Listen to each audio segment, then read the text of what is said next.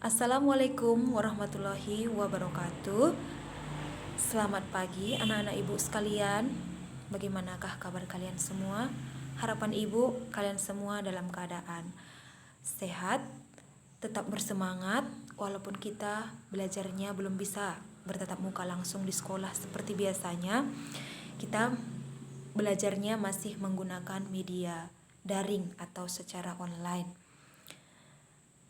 Ya, hari ini saya, Ibu Rika Novelia, membawakan mata pelajaran Bahasa Indonesia khususnya kelas 8A, B, dan C. Di sini Ibu akan sampaikan materi kita dalam satu semester ini. Ada 5 bab yang akan kita pelajari. Di bab pertama itu ada berita seputar Indonesia. Bab kedua, iklan sarana komunikasi. Bab ketiga,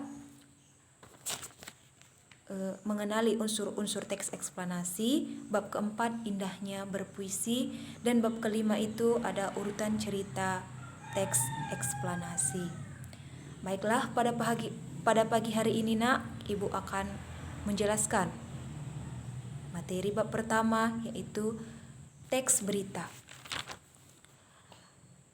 Pada era sekarang ini, begitu mudahnya kita dapat melihat yang namanya berita, mendengar yang namanya berita tentang suatu peristiwa atau suatu kejadian.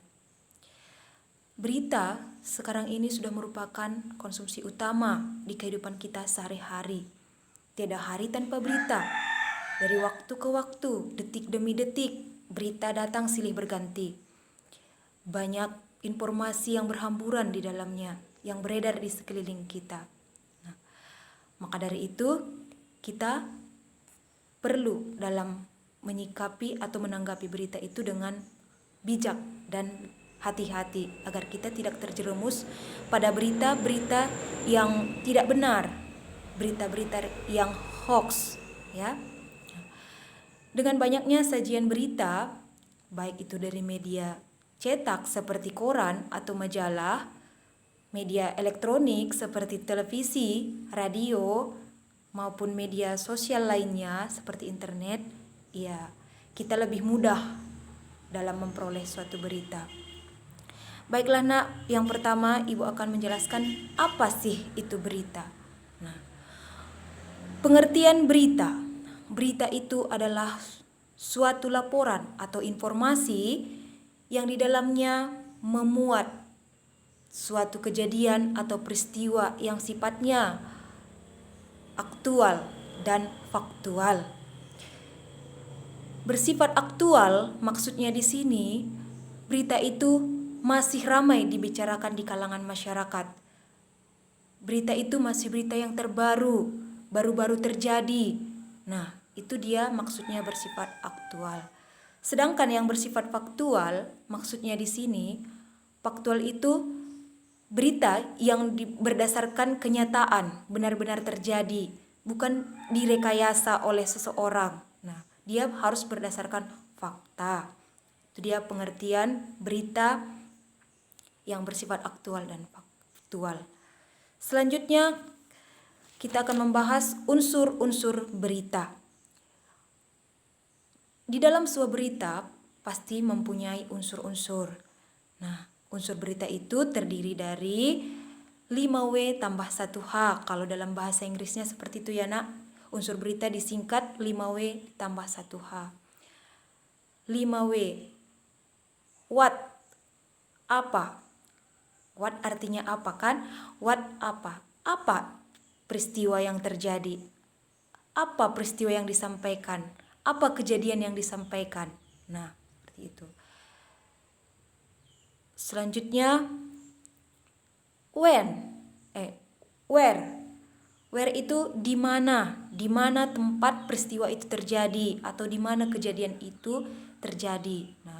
Kalau di mana berarti dia menyatakan tempat, misalnya di Medan, di Tiga Juhar dan lain sebagainya.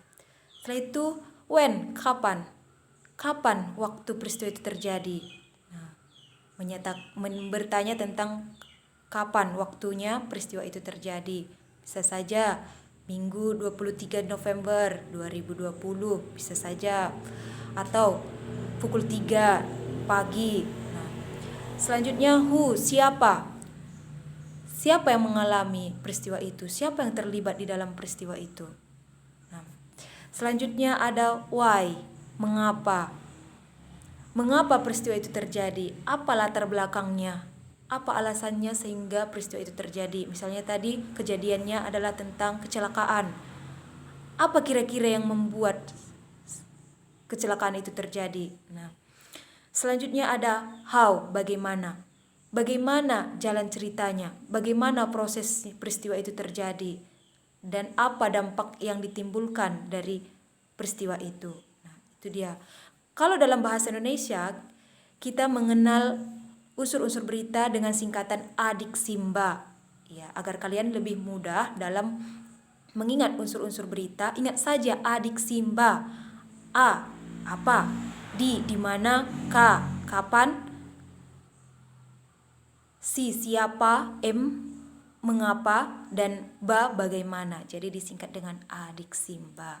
Nah, anak ibu, untuk lebih jelasnya nanti kamu bisa buka di buku paket kamu halaman 3. Di situ sudah ada unsur-unsur berita, sekaligus sudah ada contoh beritanya dan sudah ditentukan unsur-unsurnya di dalam contoh berita tersebut. Nah, untuk tugas kalian di rumah, ibu akan menyampaikannya nanti di grup ini.